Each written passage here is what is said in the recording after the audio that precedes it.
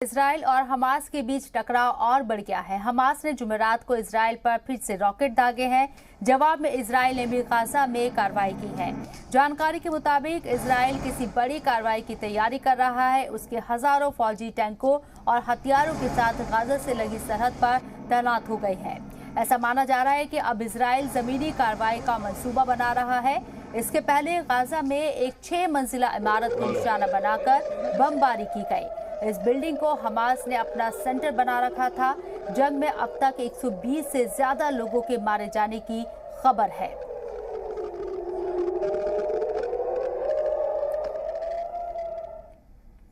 दुनिया इस वक्त कोरोना वबा से लड़ रही है। सिर्फ हिंदुस्तान ही नहीं, अमेरिका हो या फिर ब्रिटेन या फिर रूस, सभी कोरोना को हराने में जुटे हुए हैं।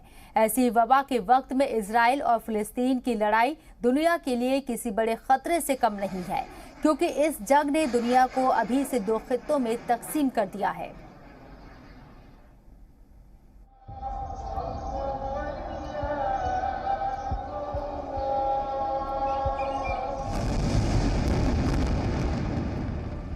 ये बर्बादी, ये तबाही के निशान देख रहे हैं। ये गाजा शहर की तस्वीरें हैं। गाजा फिलिस्तीन के कब्जे वाली जगह है और इस शहर का ये हाल इजराइल के एयर स्ट्राइक में हुआ।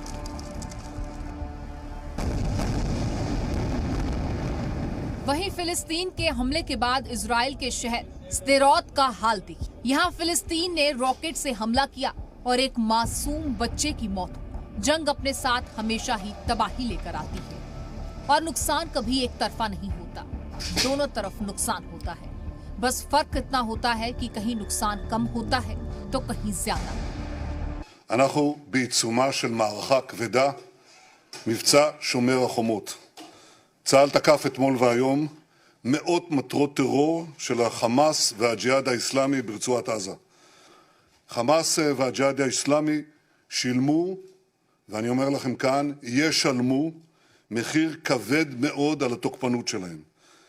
אני אומר כאן הערב, דמם בראשם.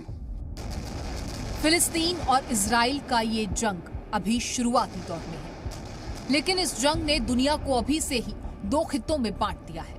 Is that this will be closing down sooner than later, but Israel has a right to defend itself when you have thousands of rockets flying into your territory. America और Israel हमेशा से ही साथ रहे हैं और इस जंग में भी अमेरिका इजराइल के साथ खड़ा हुआ है।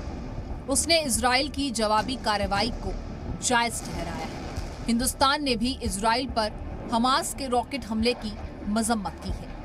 फिलिस्तीन और इजराइल के जंग में टर्की फिलिस्तीन के साथ खड़ा नजर आता है। एर्दोआन ने इजराइल को कड़ा सबक सिखाने की मांग भी कर दी है।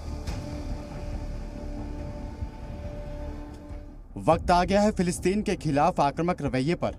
इजराइल को अंतर्राष्ट्रीय समुदाय कड़ा सबक सिखाए। और अब जब टर्की इजराइल के खिलाफ है तो जाहिर है कि पाकिस्तान भी इजराइल के खिलाफ है। जो बमबारी हो रही है, ये जो बर्बरियत का खेल है, इसे फिलफौर बंद होना चाहिए। ईरान के सबसे बड़े मजहबी रहनुमा अयातुल्ला खामनेई ने तो इजराइल को एक दहशतगर्द मुल्क तक करार दिया है। इजराइल देश नहीं, मुस्लिम देशों के खिलाफ आतंकी ठिकाना है। मुस्लिम देश जंग के लिए एकजुट हों। कॉन्फ्लिक्ट के चलते विश्व युद्ध जैसी कोई परिस्थिति बनेगी, लेकिन ये डेफिनेटली इसे अगर नहीं रोका गया तो ये एक रीजनल कॉन्फ्लिक्ट की शेप ले सकता है। और अब बात ब्रिटेन की करें तो इजराइल और फिलिस्तीन से ब्रिटेन ने अमन की अपील की। दोनों मुल्कों से एक दूसरे के खिलाफ हवाई हमले रोकने की अपील की। I think it's important that we break that cycle and we end this idea of reprisals. And I think that what everybody wants to see is urgent de-escalation. पूरी दुनिया में महामारी का दौर है। इस वक्त पूरी दुनिया को एकजुट होकर कोरोना वायरस के खिलाफ जंग लड़ना चाहिए, लेकिन कुछ मुल्कों की गलती की वजह से इंसानियत पर वबा के बाद अब जंग का खतरा मंडराने लगा है। ब्यूरो रिपोर्ट, जी मीडिया।